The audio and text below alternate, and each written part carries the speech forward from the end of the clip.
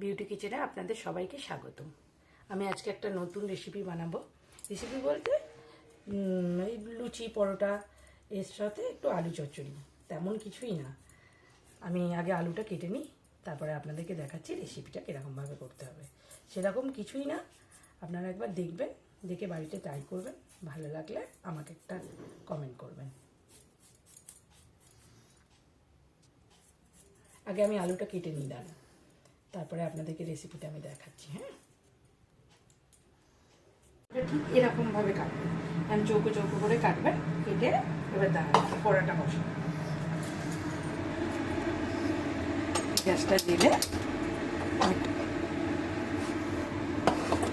কড়াটা বসিয়ে কিচ্ছু দিতে হবে না, এর মধ্যে কাঁচা লঙ্কা দেবেন,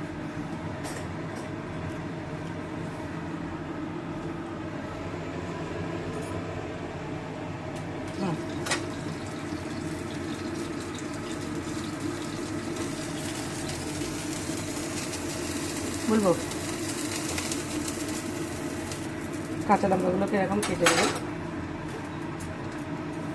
দিয়ে একটুখানি তেল দেবেন।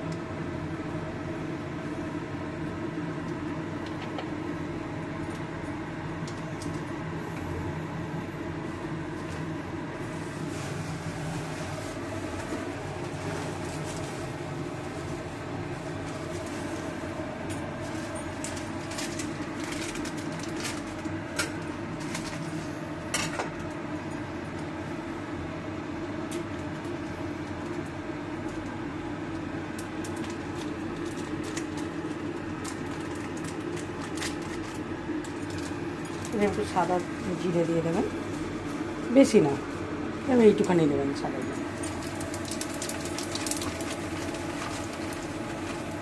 দুটো শুকনো লঙ্কা ছিঁড়ে দিয়ে দেবেন। এবার আলুগুলো তুলে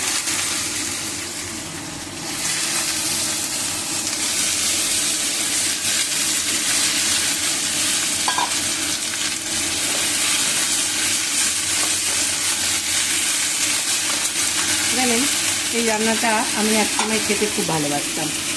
আমার দিদা আমাকে বানিয়ে দিত, আমার খুব পছন্দের এটা তরকারি। এটা লুচি বলুন, তারপরে রুটির সাথেও খেতে খুব ভালো লাগে। এখন আমার ছেলে খুব পছন্দ করে, জানেন এই রান্নাটা। আমার ছেলেরও খুব ফেভারিট এই তরকারিটা। এই তরকারিটা যদি আমি লুচি করে দিই, ও খুব সুন্দরভাবে খায়। আপনারাও বাড়িতে ট্রাই করবেন, আপনাদের ছেলে যদি খেতে ভালোবাসে আপনারাও পছন্দ করবেন, করে খাবেন, ভালোই লাগে। দেখুন, প্রত্যেকটা রান্নার মধ্যেই একটা সুস্বাদু ভাব থাকে। আমার তো এই তরকারিটা খুবই ভালো লাগে খেতে। আপনারা একবার ট্রাই করে দেখবেন, ভালো লাগবে খেতে।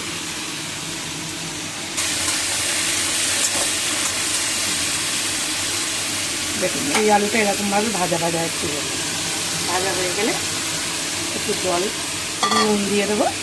নুন দেওয়ার পর একটু সামান্য মিষ্টি দেবেন, দিয়ে আর জল দিয়ে দেবেন, ব্যাস, আর কিচ্ছু দিতে হবে না। তরকারিটা হয়ে গেলে একটু লুচি কিংবা পরোটা সবার সাথে ট্রাই করে দেবেন, খেতে ভালো লাগবে।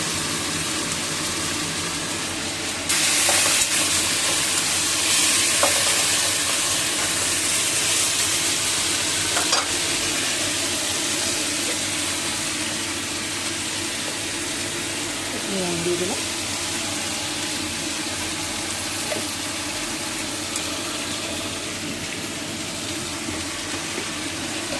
ছড়িয়ে দিয়ে দিলাম।